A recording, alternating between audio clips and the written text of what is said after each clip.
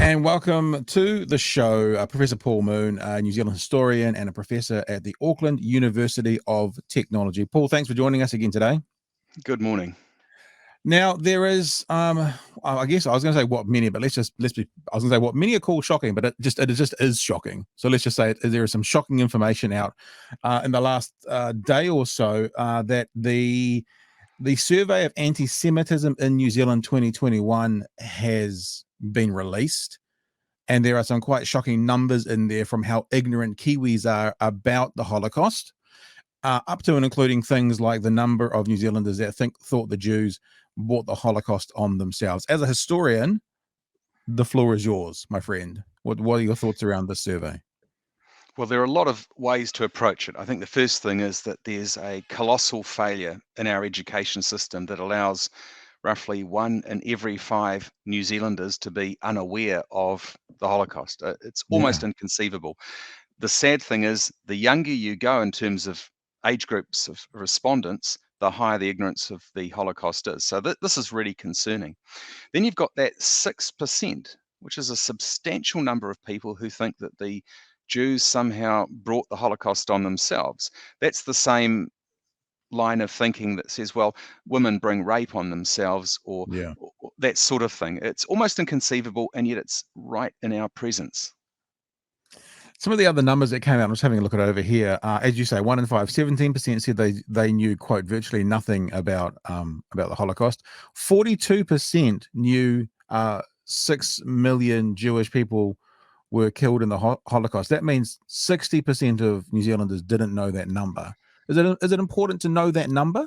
Like, is it important to know 6 million, or is it okay to just know so many, like, or is that number a part of the story of importance around the Holocaust? Well, firstly, those are 6 million human beings. If you start to diminish the number, you're diminishing those lives that you're effectively culling. So it's an important number to know from that point of view. It's an important number to know also because some people have tried to deny the Holocaust by saying, well, it actually wasn't 6 million, it was fewer. Yeah, So right. it's a very important number to cling to. It's monumental. This is one of the major events in the history of humanity. We're not talking about some trivial date or king in the distant past. This is one of the most important things that's ever happened to humans. And to not be aware of it is staggering. I want to talk to you as well about you're saying that the younger people get the bigger gap there is in their knowledge.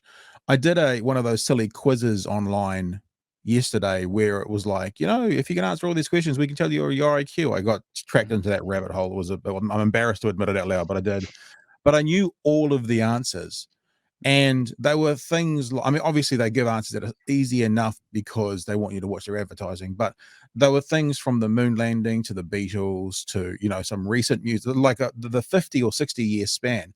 And I realized that while I was doing it, I thought about my kids and I'm like, I know this because I'm old, not necessarily because I've studied or done, but I've been influenced by this information for nigh on 50 years of my life. How much of this is purely to do with the age of those people, the younger ones having more of a gap? Because, I mean, I got to be honest, when I was 18, I don't know how much of this I would have known either about the Holocaust and how much of it is actually, you've already said this, but actually a massive failure of the education system. Yeah, that's a good point. As we get older, we acquire more knowledge about the past. I think we develop an interest in the past to a greater extent than when we're in our teenage years.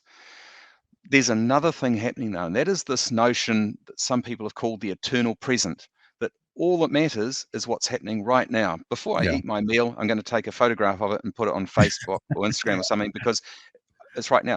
The interesting thing about that example is people don't do that a week later. They don't take a photo of their meal and then post it a week later because it's too late. Yeah. So it's the succession of snapshots of the right now that people live through. And I often get asked, why bother worrying about history? It's already happened. It's as though it's redundant. Whereas in actual fact, history is part of the architecture of our identity. It Yep. makes us who we are, and it also connects us as citizens. If you talk about the importance of citizenship and social responsibility, you absolutely need history to make that function. There is that saying as well. I was going to look it up, but I wasn't quick enough. That if we don't acknowledge our history, then we're doomed to repeat it as well. So an understanding of what has happened can help us, potentially stop what is going to happen in the future as well, like another Holocaust.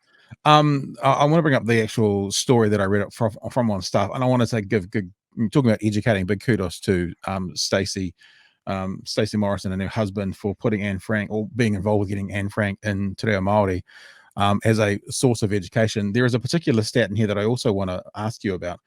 63% of those surveyed held at least one anti-Semitic view, ranging from whether Jewish people controlled financial markets, that was 17% agreed, to whether they controlled global media, 10% agreed.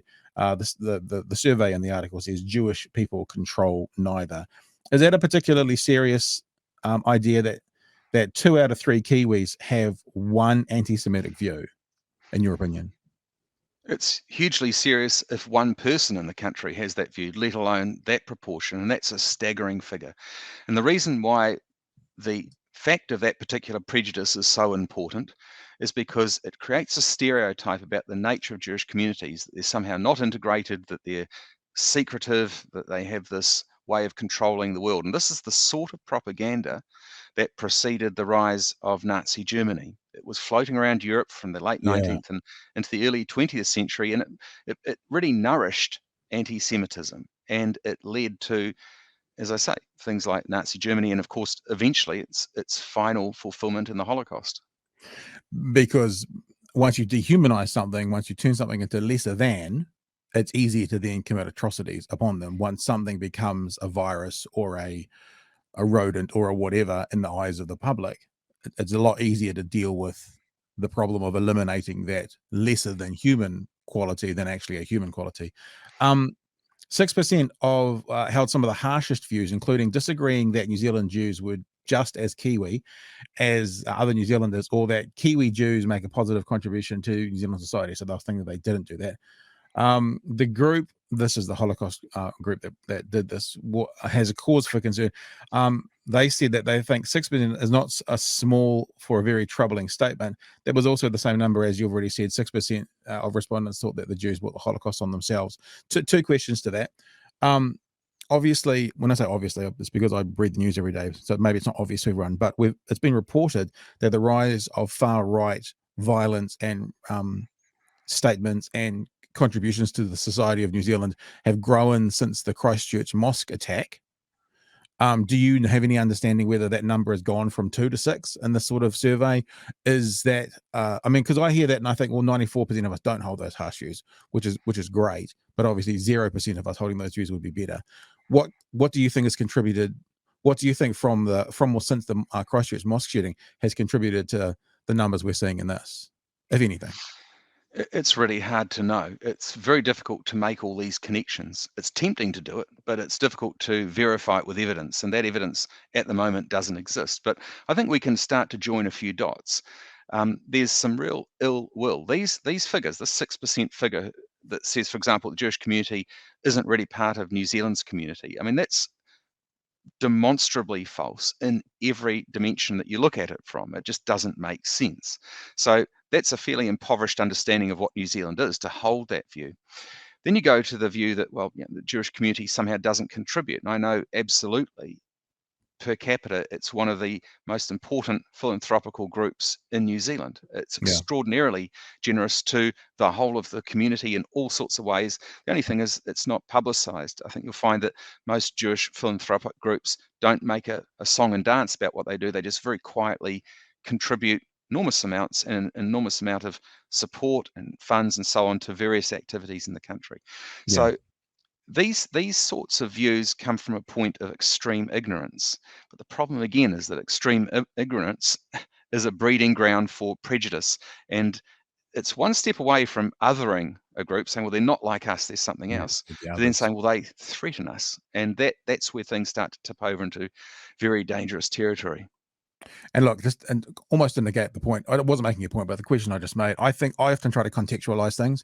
And there was a very poorly attended Highlanders game on Friday night where they said there was 8,000 fans there. 6% of that is nearly 500 people. If 500 people in that stadium thought that the Jews brought the Holocaust on themselves, I think all of us would be shocked and disgusted once you contextualize it, even if 94% think they didn't. Hey, look, I know you've got to shoot and you've got to get off to do other important things like talking to young people about various things, Paul. So Professor Paul Moon from AUT, thank you for joining us today. I really appreciate your time, and thanks once again for being a part of BHN. Thank you very much.